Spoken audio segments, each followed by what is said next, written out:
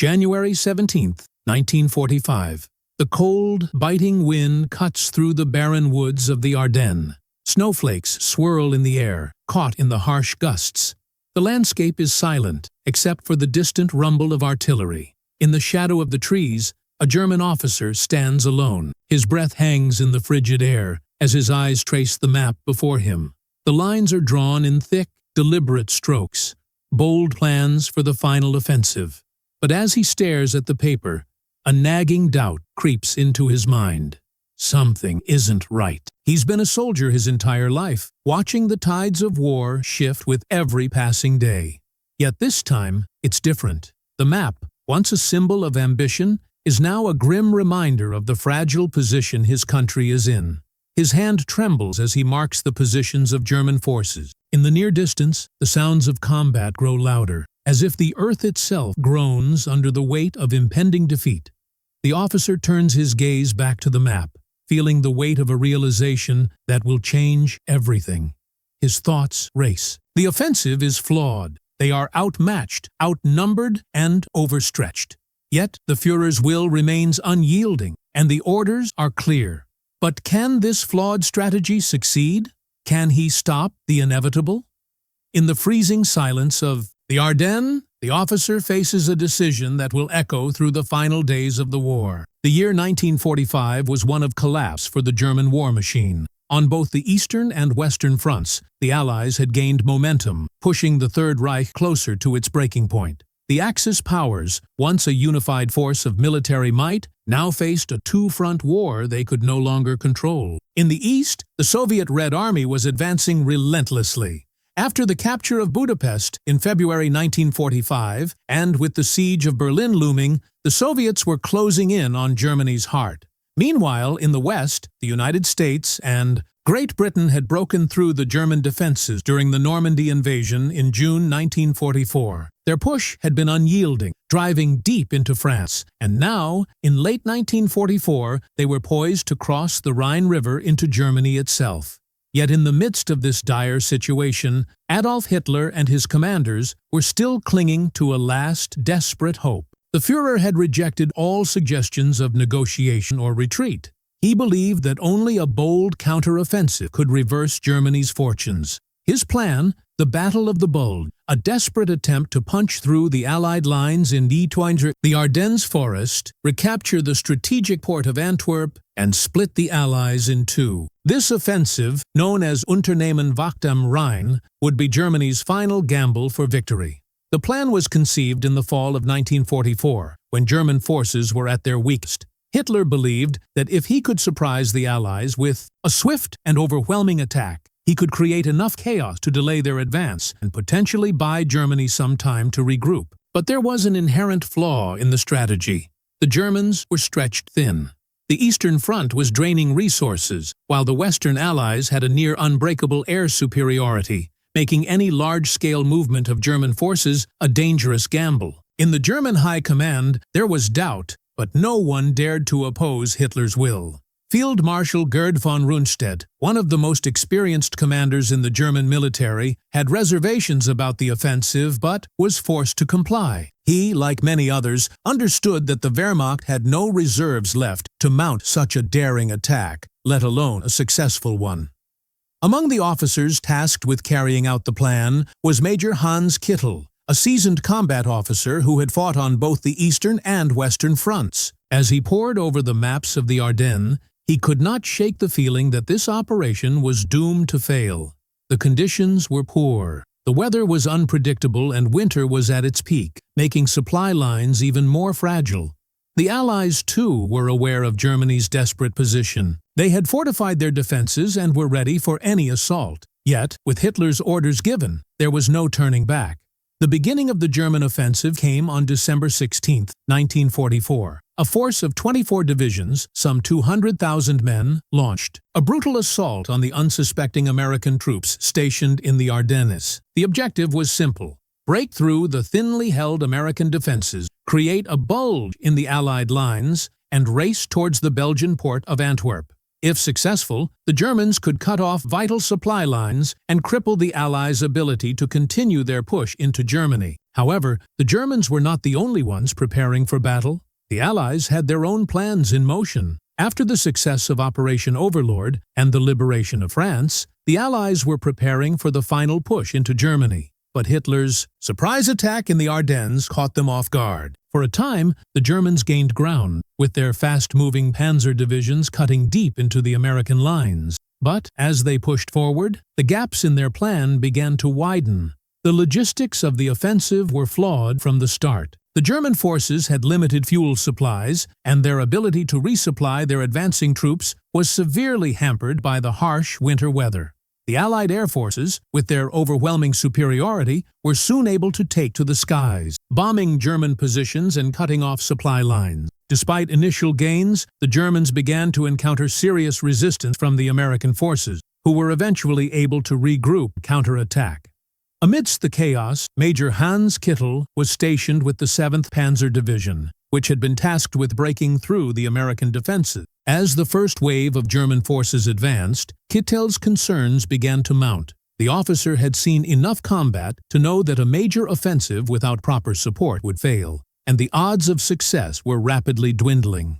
As the Germans pushed deeper into the Ardennes, the weather began to deteriorate further. The infamous winter storms made movement increasingly difficult, and visibility was reduced to mere yards. The German forces, already stretched thin, were forced to fight through mud, snow, and ice, their tanks and trucks struggling to maintain any speed. The Americans, though caught off guard initially, had one major advantage. Their supply lines and reinforcements were intact. They quickly mobilized, cutting off German forces in key areas and beginning the long and bloody process of counteroffensive. In this environment, Major Kittel realized something that would set him apart from many of his peers. The plan, as it had been presented by the High Command, was a pipe dream, one that could never succeed under the conditions of the war.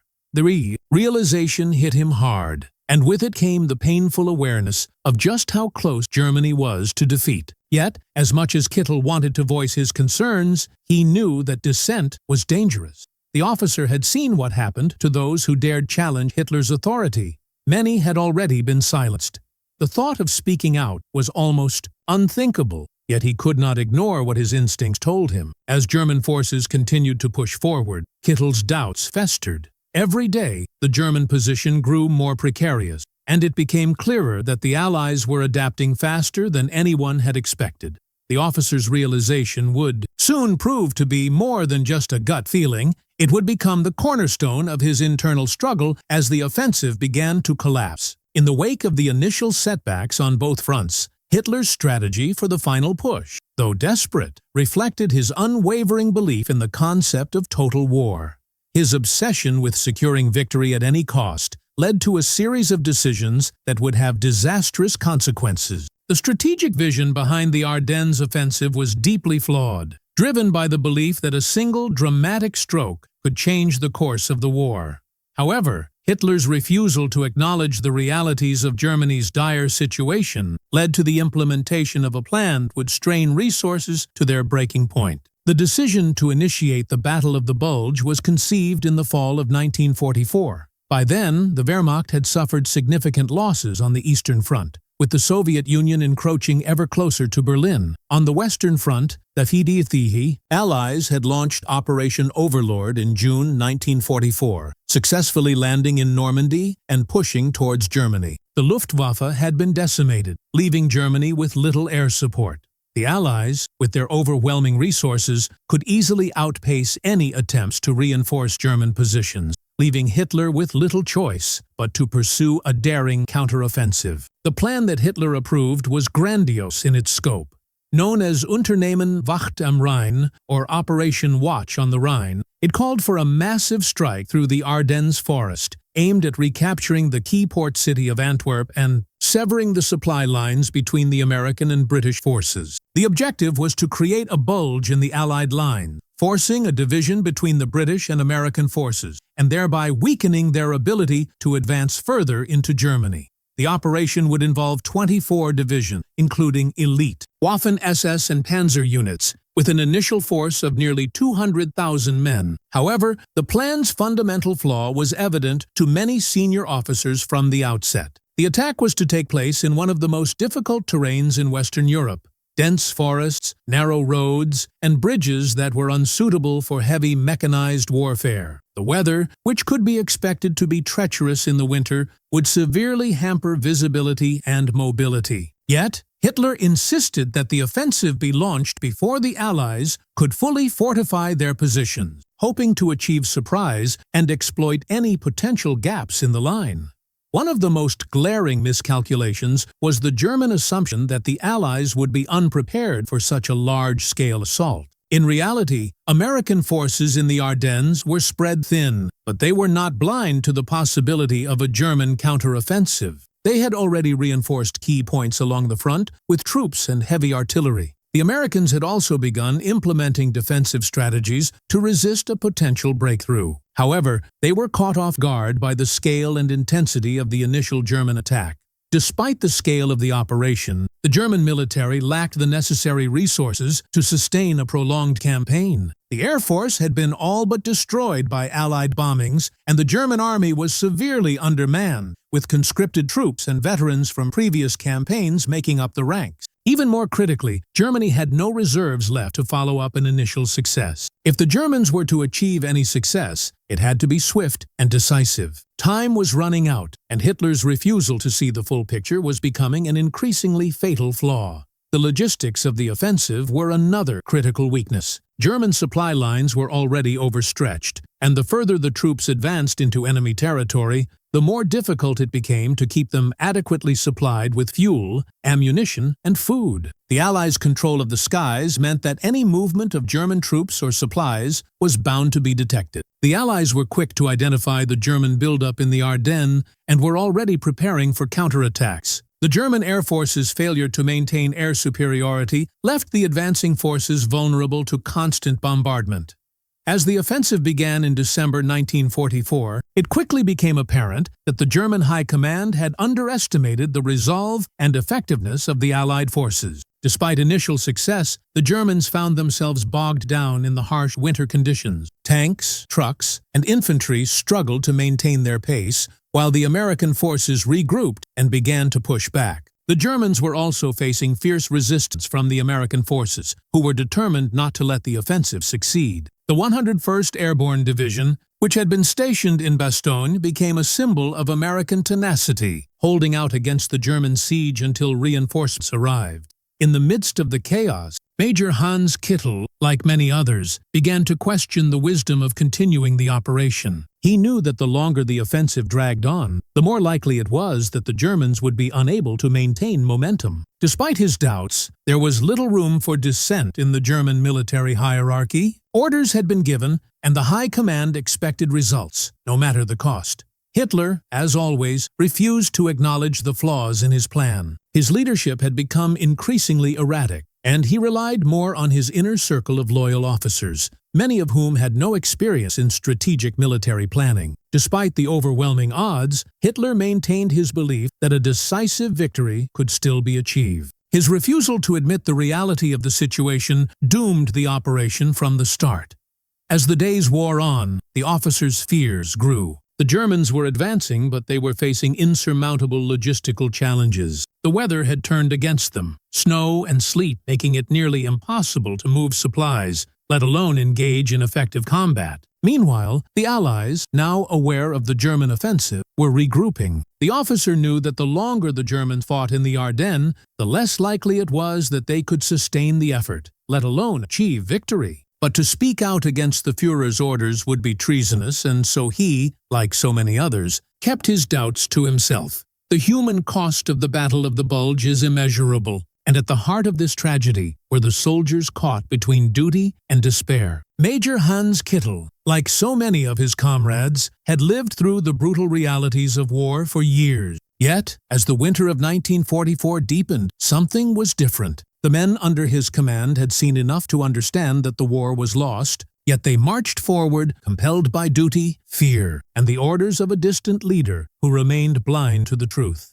In the midst of the icy forests of the Ardennes, soldiers were forced to endure not just the deadly fire of the enemy, but the very elements themselves. The cold was so intense that it seemed to freeze the soul. At night, temperatures dropped to well below freezing, and frostbite claimed its toll on countless men, leaving them with numb fingers and toes, their faces chapped from the biting winds. They fought not only to survive the battlefield, but to simply endure the endless winter, their bodies and minds pushed to their breaking points. Major Kittel, stationed within the 7th Panzer Division, watched as the men around him succumbed to exhaustion and despair. Soldiers who had once been proud warriors now stumbled, their morale shattered by the realization that the cause they were fighting for was crumbling before them. The once immense pride of the Wehrmacht had been replaced by a gnawing uncertainty. Every step taken in the Ardennes felt like a step toward oblivion. And yet, they marched, pushed onward by the promise of victory that Hitler insisted was still possible. The human toll of this belief was devastating. Kittel's position was no different. As an officer, his duty was to lead, to inspire courage, even when he himself was gripped by fear. He had witnessed the collapse of the Eastern Front and seen firsthand the suffering of the civilians and soldiers caught in the Soviet advance. He had no illusions left about the war. But for many of the men under his command, there was no escape from the war, no chance to question the higher command. The relentless propaganda had created a near-mythical belief in victory, even as the walls of defeat closed in. As the German forces moved deeper into the Ardennes, Kittel found himself in an increasingly isolated position. The men he commanded were worn thin, some physically, some mentally. The officers knew that the men were not only fighting the enemy, but the very sense of hopelessness that had begun to permeate the ranks. Kittel tried to maintain discipline, but his heart wasn't in it. His realization that the offensive was doomed only served to deepen his sense of powerlessness. He was unable to stop the flood of soldiers, many of whom had joined the army in their youth, now facing the bitter consequences of war. At times, the soldiers on both sides would meet in the forests, their rifles held low. The silent gestures of shared exhaustion spoke louder than words. For some, the battle had become less about fighting for a cause and more about surviving the day, finding warmth, and securing some semblance of peace amid the hellscape that surrounded them. For Kittel, the greatest challenge was not the fighting itself, but the overwhelming sense of futility that weighed on everyone who participated. From a tactical standpoint, the German offensive in the Ardennes was riddled with problems from the very beginning. The decision to launch the attack in such a harsh winter without proper logistical support compounded the difficulties the Wehrmacht already faced. The terrain, though difficult for the Allies, was even more treacherous for the Germans, who had been deprived of the most basic resources needed to conduct a successful offensive. The Germans' initial hope was that they could catch the American forces by surprise. The thick forests of the Ardennes provided ideal cover for an attack, and the plan was to exploit the element of surprise, penetrating deep into the enemy lines and causing chaos. However, the plan underestimated the strength of the American defenses and the difficulties of moving large forces through narrow, poorly maintained roads and bridges. In addition, the Germans had failed to take into account the weather conditions. Snowstorms, thick fog, and ice not only made visibility near impossible but also greatly hampered the mobility of their armored divisions. The Panzer Division, which were supposed to spearhead the assault, found themselves bogged down in the snow, their engines struggling to operate in the freezing temperatures. Tanks and trucks that had been expected to travel swiftly were instead immobilized, either stuck in the snow or damaged by the cold. This logistical nightmare delayed the advance and made it difficult to maintain any momentum. The Germans had overestimated their ability to overcome these natural obstacles, and, as a result, the offensive stalled much earlier than anticipated. In the early days of the battle, the Germans made significant inroads into the American lines, taking advantage of their surprise. The 1st SS Panzer Division, led by Joachim Peiper, was particularly successful in pushing forward, creating a significant bulge in the Allied front. However, even during the first days of the offensive, the cracks in the plan were already starting to show. The German forces quickly found themselves extending too far into enemy territory, without enough supplies or reinforcements to sustain the attack. At the same time, the Allies, although caught off guard, were quick to regroup and respond to the German threat.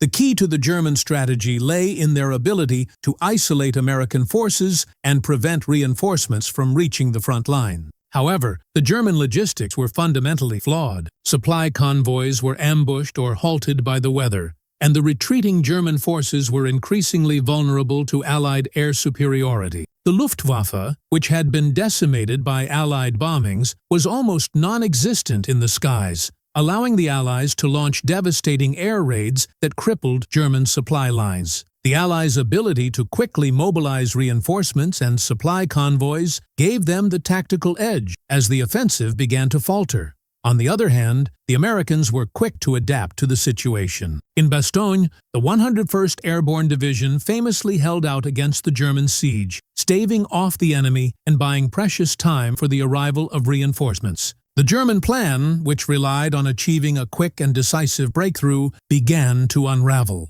The Germans were unable to sustain the offensive and, without a clear supply route or reinforcements, their momentum was rapidly depleted. Major Kittel, stationed within the 7th Panzer Division, was acutely aware of these challenges. As the offensive continued, his division found itself stretched thinner and thinner. The attack had begun with great optimism, but Kittel could see the growing signs of defeat. The German forces were scattered, unable to communicate effectively across the front lines. Even though the Germans had made initial progress, the lack of cohesion, combined with the growing American resistance, meant that they were running out of time. It was at this point that Kittel began to realize that the tactical errors in the planning were too numerous to overcome. The sheer scale of the operation, combined with the underestimation of the American response and the unforgiving weather conditions, meant that the Germans were fighting a battle they could not win. His thoughts turned to the key question: could the Wehrmacht reverse its fortunes through sheer determination?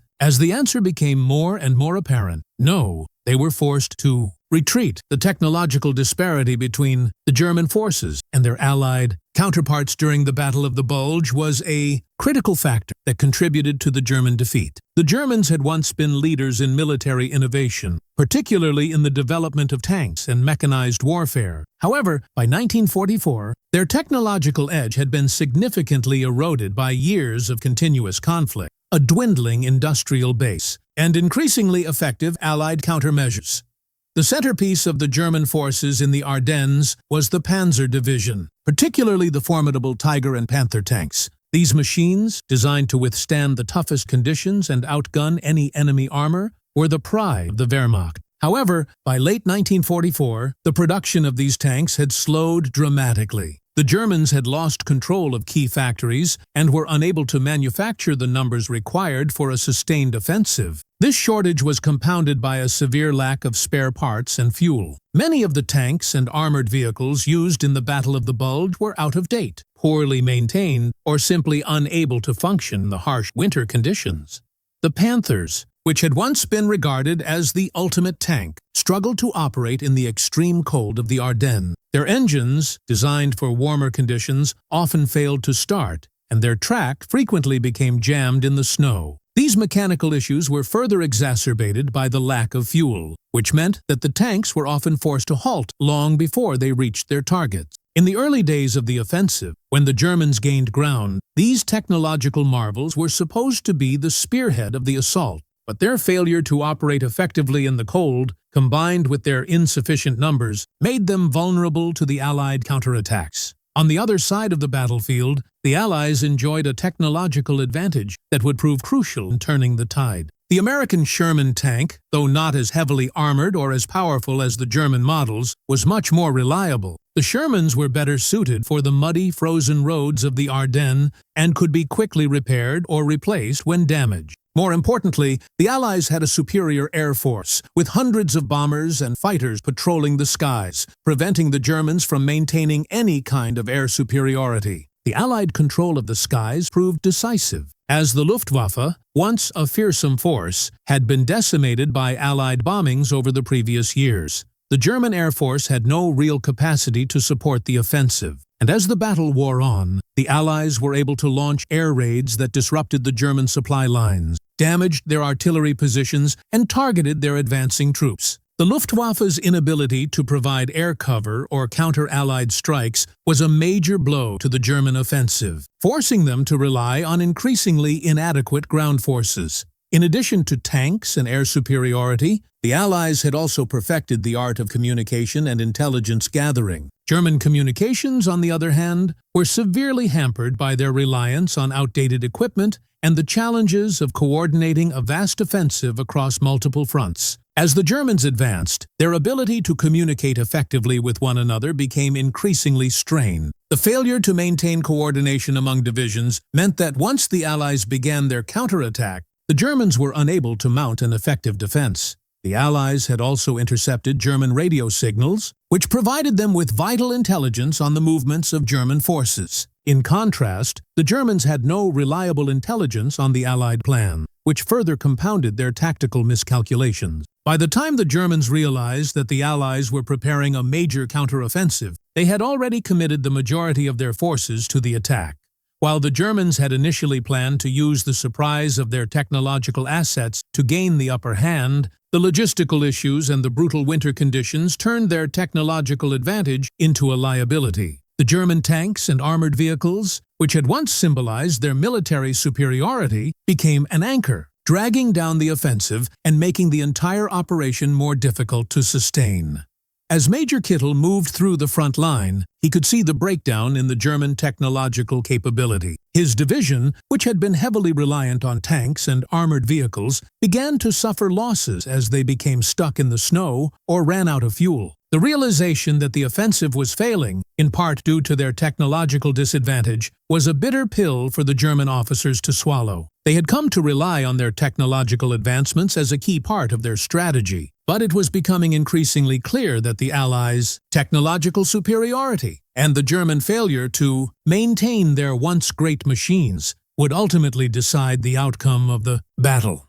At the heart of any military operation lies the leadership. And in the case of the Battle of the Bulge, the German leadership was both a strength and a weakness. The influence of Adolf Hitler, combined with the fractious nature of the Wehrmacht's high command, set the stage for a final offensive that was doomed from the outset. Major Hans Kittel, though far removed from the highest echelons of power, found himself torn between his duty as an officer and the growing realization that Hitler's vision was no longer grounded in reality. Hitler's leadership during the final years of the war had become increasingly erratic. His refusal to accept the losses that Germany had suffered on both fronts in 1944 blinded him to the facts. The Führer's obsessive desire to achieve a decisive victory at all costs led him to demand a massive counteroffensive in the West, even as Germany's resources were exhausted and their army stretched thin. Despite the overwhelming evidence that Germany's military situation was untenable, Hitler clung to his belief that a successful offensive in the Ardennes could split the Allied forces and delay the inevitable defeat. His grandiose ideas had little to do with military strategy, and everything to do with his desire to defy the Allies. This blind belief in his own vision of victory had a devastating impact on the officers in the field. High-ranking generals like Field Marshal Gerd von Rundstedt and General Heinz Guderian were initially skeptical of the plan, but ultimately had no choice but to comply with Hitler's orders. The culture of fear and obedience within the German military hierarchy meant that even senior officers who knew better dared not oppose the Führer. The stakes were high, dissent was considered treasonous, and failure could lead to execution. For Major Kittel, who had fought through years of war and witnessed the atrocities that had followed Hitler's decisions, the pressure of his role in the offensive weighed heavily on him. He was a soldier, bound by his oath to follow orders, but his growing awareness of the flaws in the offensive plan made it difficult to remain silent. As he observed the unfolding disaster, Kittel's position as a mid-level officer gave him a unique perspective. He could see the failure of the offensive coming long before it became apparent to the higher command. Yet, like so many others, Kittel was trapped within a military system where speaking out was a dangerous proposition. The collapse of the Ardennes offensive would be blamed on the commanders who failed to carry out Hitler's will, not on Hitler himself, who continued to issue orders from the safety of his bunker. The impact of Hitler's leadership on the German military was profound. His obsession with control and refusal to acknowledge the real state of affairs on the battlefield created an atmosphere of stagnation and confusion. Strategic decisions were made not on the basis of military logic, but on Hitler's whims. This created a disconnect between the high command and the officers in the field. who were left to pick up the pieces of a plan that was fundamentally flawed. By the time the officer realized the magnitude of the mistake, it was too late for anyone to stop the momentum of disaster. The lack of flexibility in German leadership made the situation even more dire. Even when it became apparent that the offensive was faltering, Hitler refused to entertain the idea of retreat. In his mind, a successful outcome was still possible if the Germans fought with the same determination as they had in previous years. Yet, this inflexibility was precisely what led to the collapse of the operation. While the Allies adapted and adjusted their strategy, the Germans were locked into a rigid plan that had no room for failure. Kittel, caught between his sense of duty and his growing realization that the war was over, struggled to reconcile his position. As an officer, he was sworn to lead his men, but in his heart, he knew that they were being sent to their deaths for a cause that could not succeed. His realization echoed across the ranks, but there was little room for dissent. The orders were clear: attack at all costs. As the battle raged on, Kittel began to witness the consequences of a leadership structure that had become disconnected from reality. The soldiers, who had once been proud to serve, now saw the futility of their efforts. The officer's doubts mirrored the growing disillusionment of his comrades. The failure of the Battle of the Bulge was not just a tactical collapse. It was a reflection of the crumbling leadership of the Third Reich. Under Hitler's command, Germany was doomed to fight battles that they could not win, for leaders who could not see the truth. As the Germans were pushed back from the Ardennes, the catastrophic consequences of this flawed leadership became clear. For Kittel and many of his comrades, the cost of this refusal to confront reality was far too high. From the moment the German offensive in the Ardennes began, the Allies were forced to confront the terrifying possibility that the war could take a turn for the worse. For the American and British forces, the German assault on December 16, 1944, was a shocking event. While the Allies had prepared for the eventual defeat of Nazi Germany, the sheer scale and ferocity of the attack caught them off guard. However, the initial shock would soon give way to a fierce determination as the Allies adapted to the situation. The Allies were well aware that the Germans had few options left. Their forces were depleted, and their strategy had been reduced to desperate, high-risk moves aimed at buying time. When the Germans launched their offensive, the Allies recognized it for what it was: a last-ditch effort to disrupt their advance and buy a moment of respite before the final push into Germany. But the Allies, particularly the American forces, were well prepared for this possibility. The element of surprise, which the Germans had hoped to exploit, would not last long. For the Americans, the first challenge was the scale of the attack. The Germans managed to penetrate the thinly held American lines in the Ardennes, creating a bulge in the front. This caused immediate concern, as the Germans threatened to split the Allied forces in two and cut off vital supply lines. The situation was precarious, and it was clear that the Germans had thrown everything they had into the assault. However, the Americans had been expecting a German counteroffensive, and while the surprise was real, the American military command had prepared contingency plans for such an eventuality. In the early days of the attack, American General Dwight D. Eisenhower recognized the threat and immediately began coordinating a counter-response. Despite initial confusion and the heavy toll the attack took on American troops, the Allies were able to rally quickly. Eisenhower's strategy was simple: contain the German advance, stabilize the front, and then counterattack. The decision to send reinforcements, including the 101st Airborne Division, to defend the vital crossroads town of Bastogne was pivotal. Bastogne became a symbol of American resilience, where the 101st held out against the German siege for over a week.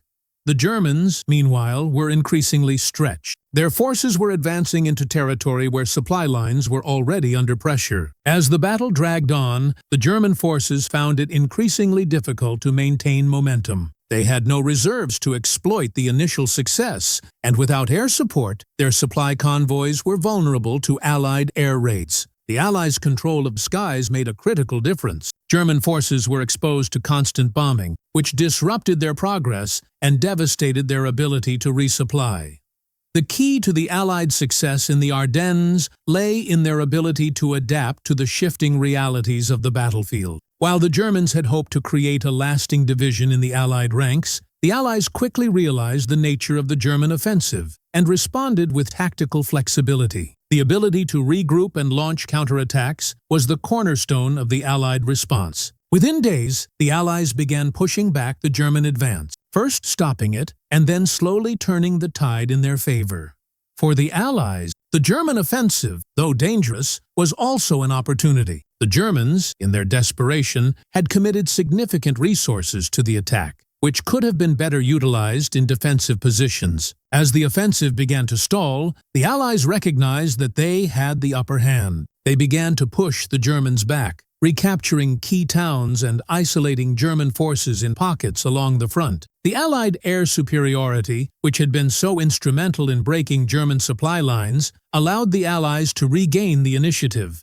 One of the key turning points of the battle came when the weather cleared. The heavy snowstorms and fog that had initially hampered the Allied ability to respond now became a disadvantage for the Germans. Once the skies cleared, Allied bombers and fighter planes took to the air, hammering the German positions. The Luftwaffe, already crippled by years of bombing, could offer no meaningful resistance. The Allies' air superiority became a decisive factor in the collapse of the German offensive. The German offensive was also hindered by their inability to communicate effectively. The Allies had already intercepted German radio transmissions, giving them valuable intelligence about the German plans and movements. While the Germans struggled to maintain effective communication between their units, the Allies were able to coordinate their responses and mobilize their forces quickly. This advantage in communication allowed the Allies to regain the initiative at critical moments. By the end of the battle, the Germans had failed to achieve any of their objectives. The offensive had lost momentum, and the forces that had initially broken through the American lines were now retreating, having suffered heavy casualties. For the Allies, the battle was a hard-fought victory, but it was a victory nonetheless. They had withstood the final German gamble and were now in a position to launch their final push into Germany.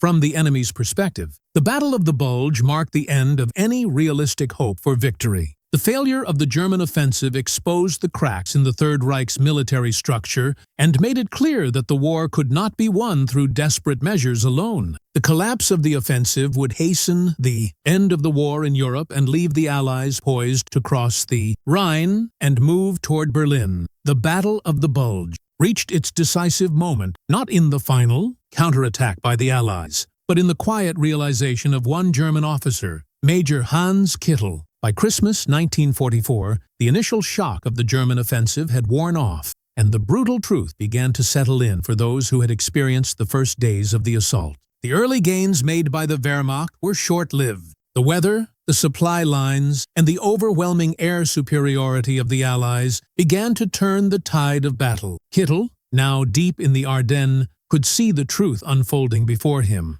The offensive was doomed. The realization did not come in a single moment of clarity, but rather as a slow, creeping awareness. Each failed attack, each stalled tank column, and every bit of hard-won ground lost was a reminder of the failure of the plan. The Germans had counted on surprise and speed, but the weather had turned against them, and the American forces, though initially caught off guard, had regrouped with surprising speed. By late December, it was clear that the initial thrust had failed to achieve its objectives. The Germans had overextended themselves, leaving their lines vulnerable to counterattack. For Major Kittel, this recognition was a crushing blow. As an officer, he had lived through the brutal realities of the Eastern Front, and the idea of defeat was always present, but it had never felt so inevitable. He had been trained to follow orders, but as the offensive faltered, he found it impossible to ignore the mounting evidence that the battle was lost. The German forces were not only facing logistical and tactical failures, but were also under increasing psychological pressure. The men in Kittel's division were worn thin, and their morale had shattered. One of the most painful aspects of Kittel's realization was the knowledge that, in all likelihood, the offensive would fail before it had the chance to achieve its strategic goal. The Germans had hoped to break through the American lines and isolate the Allied forces, but now they were the ones isolated. The Allies were regrouping, bringing reinforcements, and pushing back. Meanwhile, the Germans were running out of fuel, ammunition, and food. The tanks, once a symbol of their strength, were stalled in the snow, and the infantry was stretched thin. Exhausted by weeks of fighting in freezing conditions, as Kittel observed the unfolding situation, he saw a pattern emerge. The further the Germans advanced, the harder it became to maintain the momentum of the assault. The Allies, while initially taken by surprise, were not caught off guard for long. Their ability to adapt quickly to the changing conditions was in stark contrast to the inflexible nature of the German command structure. As the days passed and the battle turned in favor of the Allies, Kittel's internal conflict deepened. He understood that the higher command would continue to push forward, regardless of the mounting evidence of failure. It was the nature of Nazi leadership to press on, no matter the cost.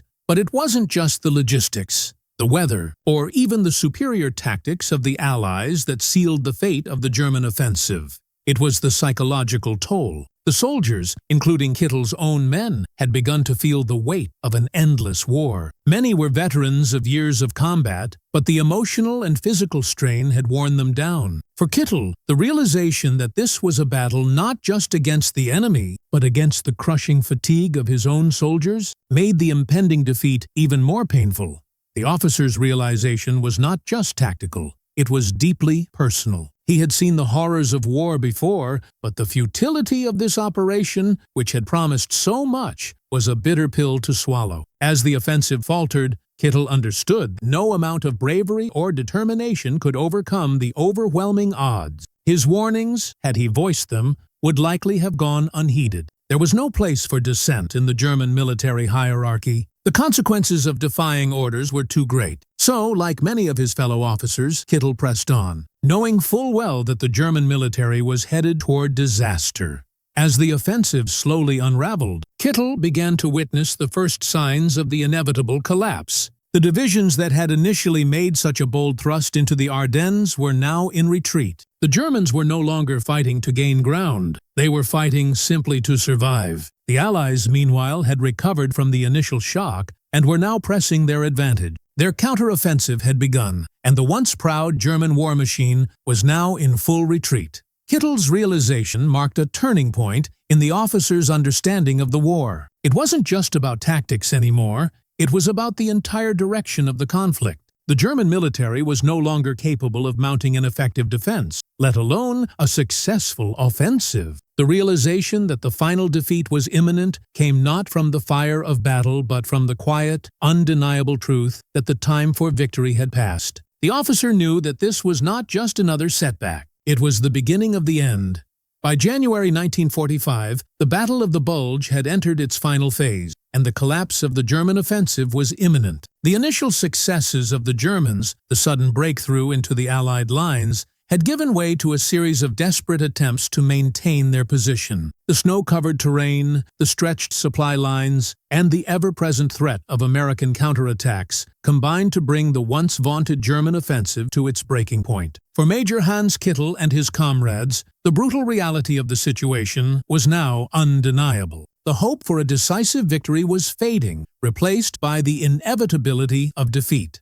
The Allied response, led by General Eisenhower's strategic foresight, was swift and unrelenting. Once the Germans had overextended themselves, the Allies began pushing back with precision and overwhelming force. The 101st Airborne Division, famously surrounded in Bastogne, held their ground, preventing the Germans from breaking through and cutting off vital supply lines. The Siege of Bastogne, a testament to American resilience, marked the turning point in the battle. The German forces had hoped to encircle the town, but the arrival of General Patton's forces and the determination of the defenders shattered their plans. For Kittel, the collapse began to take on a personal dimension. As he watched his division struggle to hold its ground, he saw the stark reality of the German military's failure. The tanks, once the pride of the Wehrmacht, were now stalled in the mud and snow, unable to move or fight. The infantry was exhausted, with morale at rock bottom, and the weather continued to worsen. As much as the soldiers fought, their leaders' strategic miscalculations had left them with little hope. The realization that the Allies were now taking the initiative, rather than simply reacting to the German assault,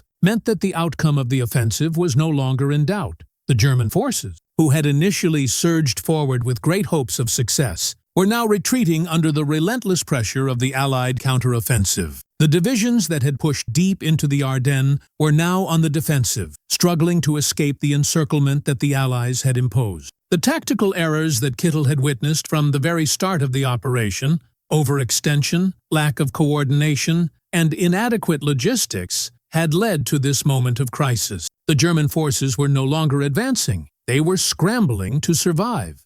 On January 3, 1945, the Allies launched a full-scale counteroffensive, beginning with Operation Northwind and quickly followed by other movements that aimed to push the Germans out of the Ardennes. As the days passed, it became clear that the Germans had no reserves left to mount an effective defense. Their forces were shattered, their lines in disarray, and the remnants of their offensive were being rapidly pushed back toward Germany.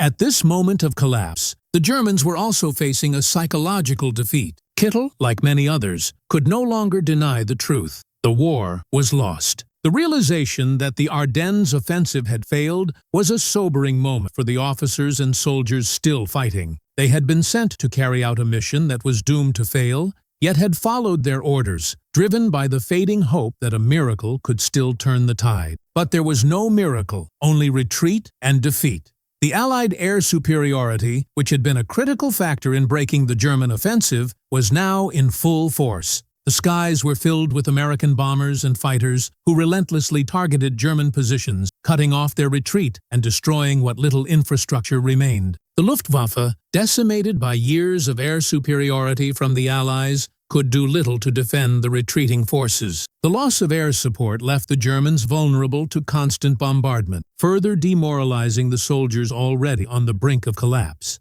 As the days passed and the Germans retreated further into the Ardennes, Kittel's fears were realized. The operation had failed catastrophically. The offensive, which had started with the ambition of breaking the Allied lines and striking a blow against the advancing forces, had only served to hasten Germany's defeat. The final days of the Battle of the Bulge saw the German forces retreating in disorder, leaving behind their dead and wounded, their tanks destroyed, and their morale shattered. For Kittel, the collapse of the offensive was more than just a military defeat.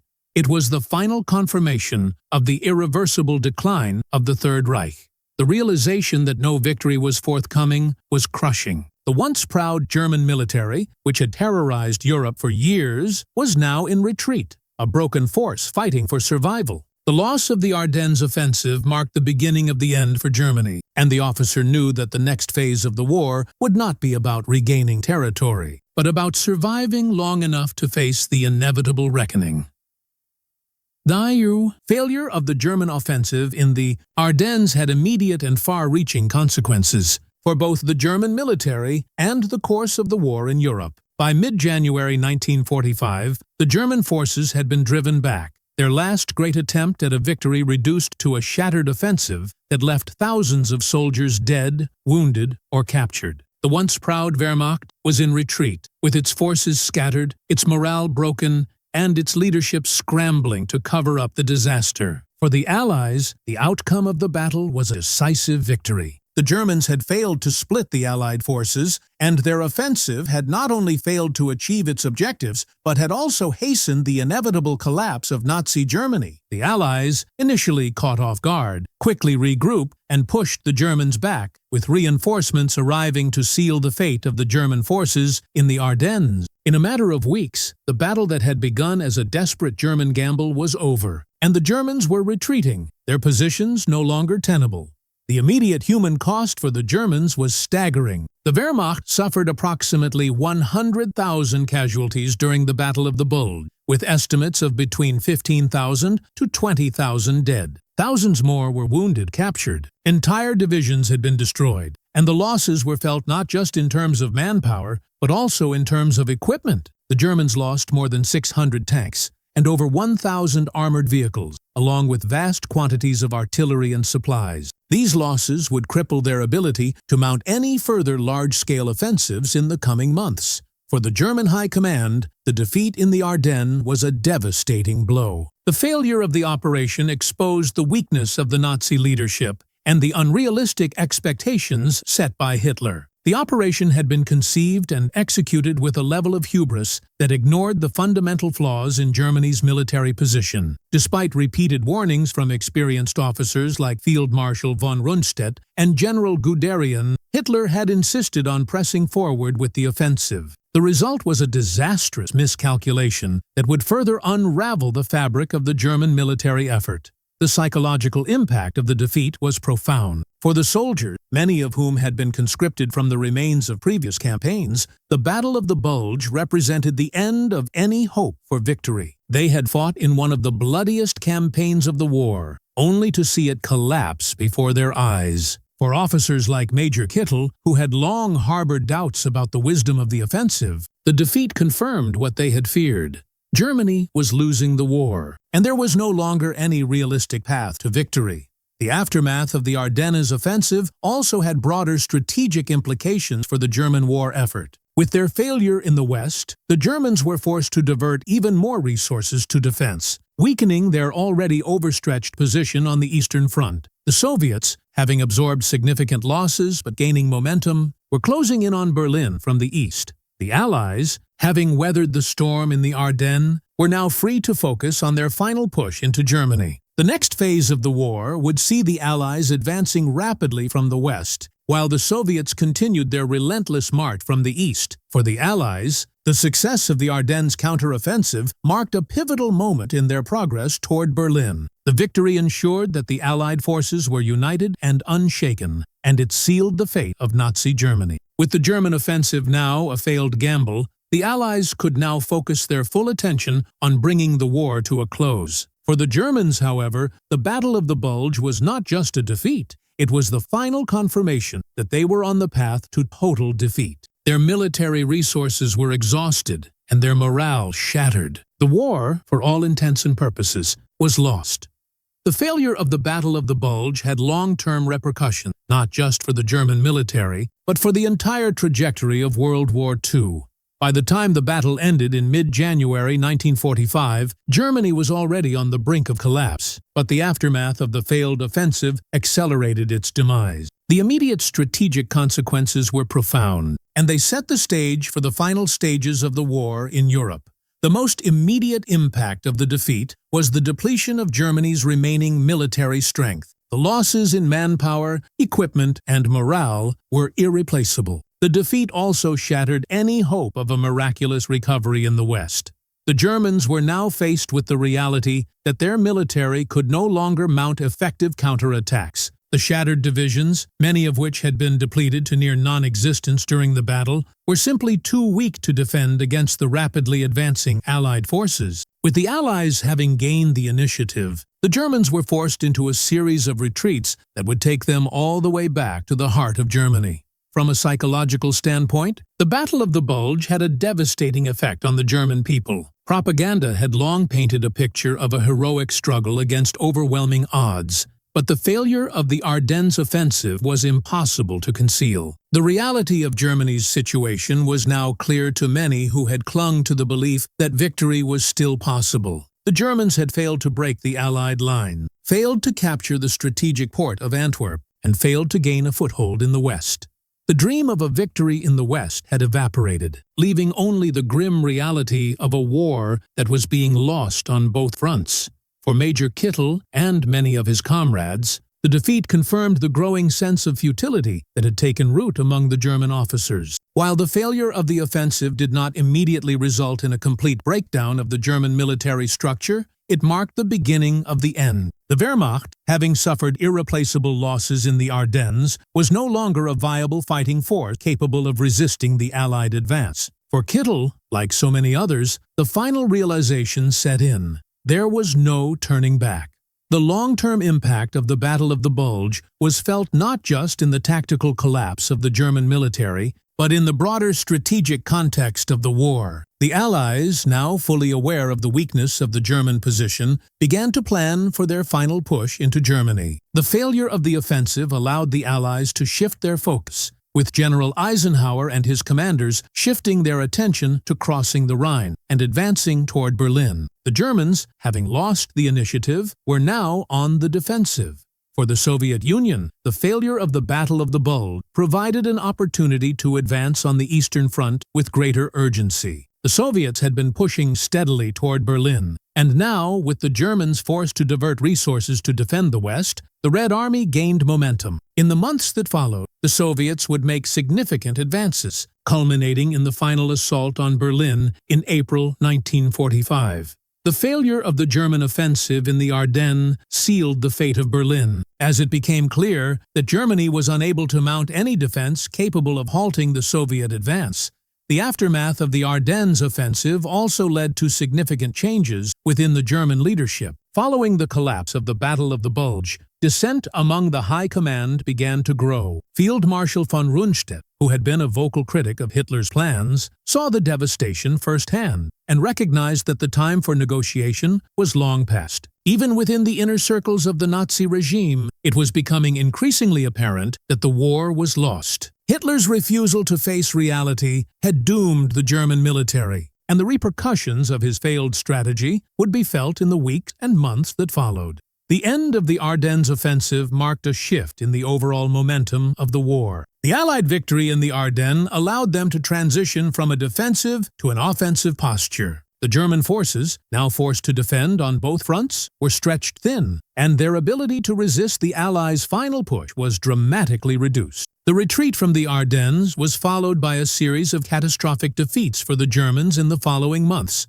as the Allies pushed deeper into German territory. The collapse of the German military, which had seemed an impossible scenario just a year before, now seemed inevitable. In the wake of the failure, Major Kittel's realization, though tragic, became a microcosm of the larger collapse of the Third Reich.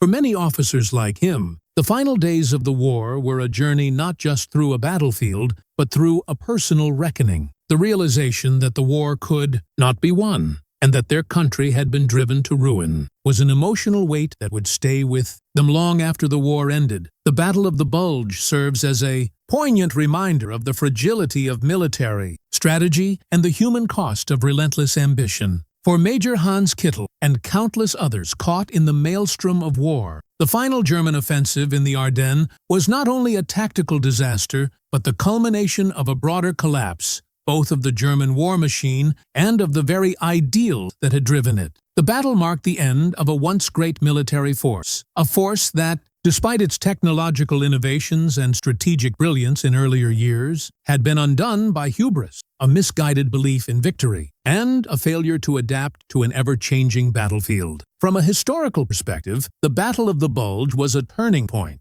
While the immediate consequences were felt on the battlefield, the long-term implications reverberated far beyond the snow-covered forests of the Ardennes. The German defeat there sealed the fate of Nazi Germany, hastening its final collapse in May 1945. For the Allies, the victory in the Bulge was a vital moment of renewal, confirming their superiority and paving the way for the final push toward Berlin. It demonstrated that, despite being caught off guard, the Allies' unity, adaptability, and overwhelming resources made them unstoppable, even in the face of desperate German resistance. On a personal level, Major Kittel's experience encapsulates the emotional toll of warfare. For soldiers like him, who had seen the horrors of battle for years, the realization that victory was no longer possible was both a profound burden and a bitter relief. His story reflects not just the collapse of a military campaign, but the disillusionment of a generation that fought for a cause they believed in, only to see it crumble under the weight of its own contradictions.